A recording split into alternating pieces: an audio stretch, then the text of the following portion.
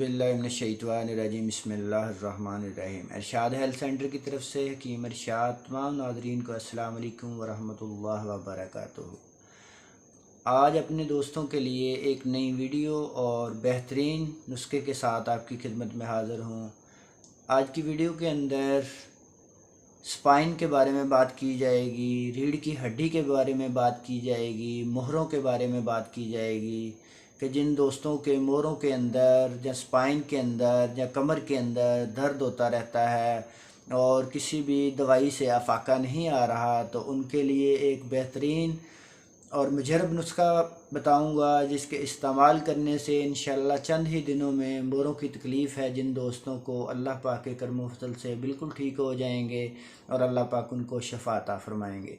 सबसे पहले उन वजूहात के बारे में देखते हैं कि वो कौन सी वजूहात होती हैं जिनकी बिना पर कमर में शदीद दर्द होने लग जाता है, पट्ठों में खचाव हो जाता है और उठते बैठते वक्त शदीद तकलीफ़ का सामना करना पड़ता है। नंबर एक पर मेरे भाइयों, जिन दोस्तों को हड्डियों की किसी तरह की बीमारी होती है, जैसे कि हड्डियों की टीबी हो जाए या आर्थराइटिस के मसाइल हो जाएं, तो उन दोस्तों को भी मोरों के मसाइल बन सकते हैं, उनके मोरों में प्रॉब्लम बन सकती है, उनके मोरों में किसी तरह की भी बीमारी ज़ाहिर होना शुरू हो जाती है, मोरों के अंदर खला पैदा हो जाता है, हड्डियाँ उनकी खुरना शुरू हो जाती हैं, उनकी बोन कमज़ोर होना शुरू हो जाती है। इस वजह से भी कमर दर्द और मोरों के मसाइल पैदा होते हैं।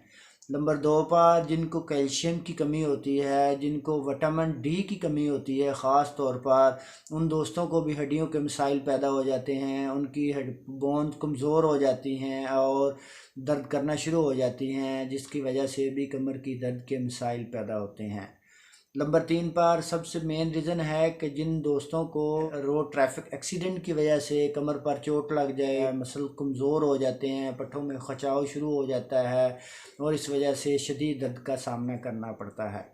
और अब आखिर में इस तकलीफ़ से बचने के लिए मोहरों की किसी तरह की भी बीमारी है, ख़ास तौर पर जिनको उठते बैठते शदीद तकलीफ़ का सामना करना पड़ता है, उन दोस्तों के लिए बेहतरीन नुस्खा है, नोट फरमा लें। नंबर एक पर आपने खालस बनोले के मगज़ लेने हैं 50 ग्राम।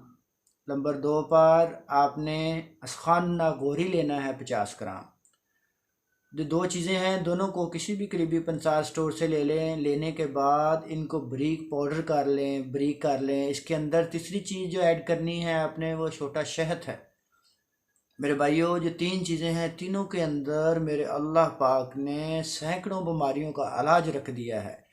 इनका इस्तेमाल शुरू कर देंगे तो इंशाअल्लाह हड्डियों के जितने भी मसाइल हैं, जिस्म के अंदर जितनी भी कमज़ोरी है, हड्डियों की जितनी भी बीमारियां हैं, अल्लाह पाक के करम फजल से आहिस्ता आहिस्ता दूर हो जाएंगी और अल्लाह पाक आपको शफ़ा अता फरमाएंगे। इसका तरीका इस्तेमाल ये है कि हाफ़ टी स्पून, आधा चम्मच सुबह को नीम गर्म दूध के साथ और आधा शाम को आपने इस्तेमाल करना है।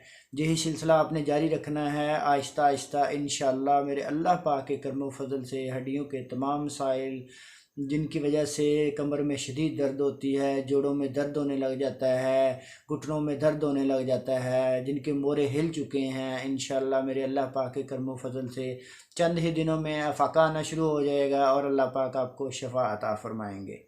अगर हमारी वीडियो अच्छी लगी हो, हमारे चैनल को सब्सक्राइब करें, हमारी वीडियो को लाइक करें, बेल आइकन के बटन को दबा दें ताकि आने वाली हर वीडियो सबसे पहले आप तक पहुंच सके। अल्लाह पाक आपको, आपकी फ़ैमिली के लिए, आपके अज़ीज़ व क़ारिब के लिए आसानियाँ पैदा फरमाए और मुकम्मल सेहत अता फरमाए।